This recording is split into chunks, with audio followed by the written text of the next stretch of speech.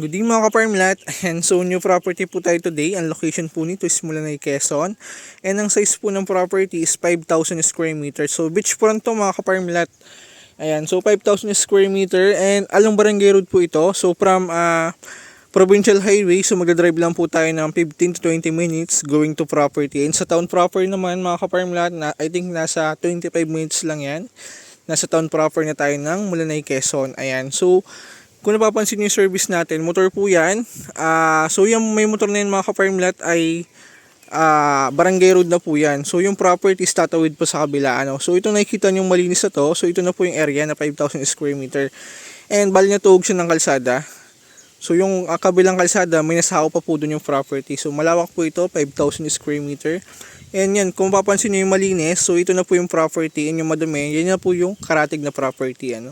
So ang frontage po nito, mula dyan sa nyug na yan, abot dun sa nyug na yun, I think nasa 23 meters po yan, more or less, yung frontage niya. So malinis naman na po yung property, pinalinisan na ng may-ari, and may tanim din po ito na portion ng nyug, ayan, so may mga ilang punot ng nyug, so madami din naman.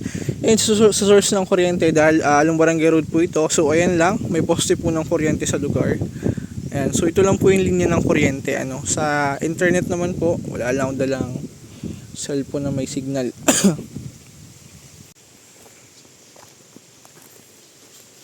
Ngayon, puntahan po natin yung baybay niya. Ayan, kasama natin si Sir Jeffrey Farmlat. Ay, napakaganda ng buhangin dito mga ka-farmlat, white sand. Ayan, mapapansin nyo. Napakaganda. So medyo brown lang ngayon kasi umulan, pero pag mainit, ganito po ang kulay niyan. So puting-puti po yan, white sand. Ayan, so napakaganda po ng dagat dito. Pure na buhangin. Ayan. And makapal ang buhangin dito mga ka-farmlat. Unlike sa ibang sa other beach na pag hibas ko kung tawagin, nawawala yung buhangin. Kumbaga nadadala ulit ng tubig.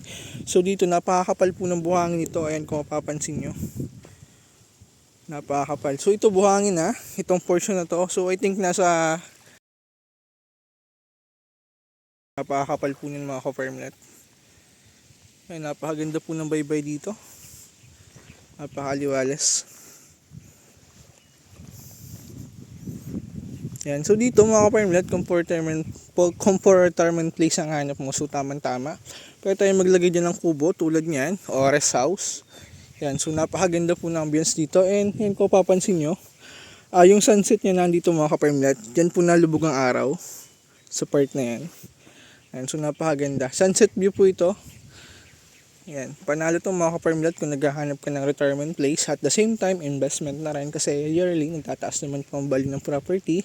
Lalo na kung nagkakaroon development sa lugar. So tulad yan, along Barangay Road po yan pero rough road pa. Pero if ever ma-cemented yan, so isa na yun sa dahilan ng pagtaas ng value ng property. So aside doon, bihira po nagbebenta ng beachfront or ng tabing dagat, kaya mas mabilis tumaas yung value. Ayan. Kaya tamang-tama po ito kung for investment or retirement place ang hanap mo. So perfect to mga ka-farmlat. Ayan. Ayan. So dito po nalubog yung araw sa portion na yan. Sunset view. Napakaganda. Overlooking. So dito mga ka-farmlat, pwede ka na maglagay ng rest house So kaya infinity pool. So pag dito ka nagtayo ng kubo rest house. So ito po yung view mo. Ayan. Napakaliwalas. Ganda.